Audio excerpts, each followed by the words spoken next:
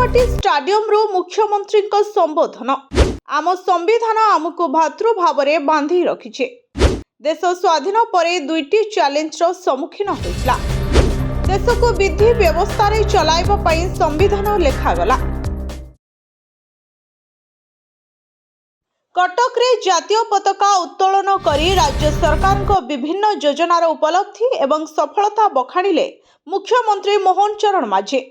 एही अवसर रे पूर्व सरकार को टार्गेट करथिले। मुख्यमंत्री कहिथिले, गुणात्मक शिक्षा पई आम सरकार प्रतिश्रुतिबद्ध। रंगमरा स्कूल नुहे भित्तिभूमि संपन्न विद्यालय निर्माण हेउचे। आयुष्मान भारत योजना राजनीतिर शिकार होइतला। आम सरकार आसिबा परे एहाकु लागू कलु। एहा द्वारा 3.5 कोटी लोक उपकृत हेउछन्ते। ओडिया भाषार प्रचार प्रसार उपरे गुरुत्व देउछु।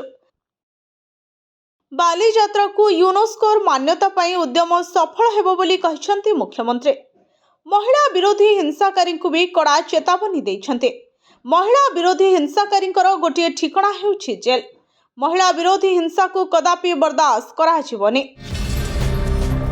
जे पर्यंत महिलांक विकास हेबनी राज्यर विकास होई परिबो नाही। नारी सुरक्षा और नारी सम्मान आम पई सर्वाग्रे।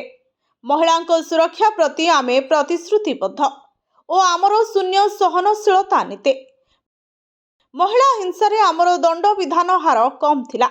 आमे क्षमता को आसीबा परे दंड विधान हार बढ़िछि बोली मुख्यमंत्री कहिसंते। ब्यूरो रिपोर्ट, जनता टीवी।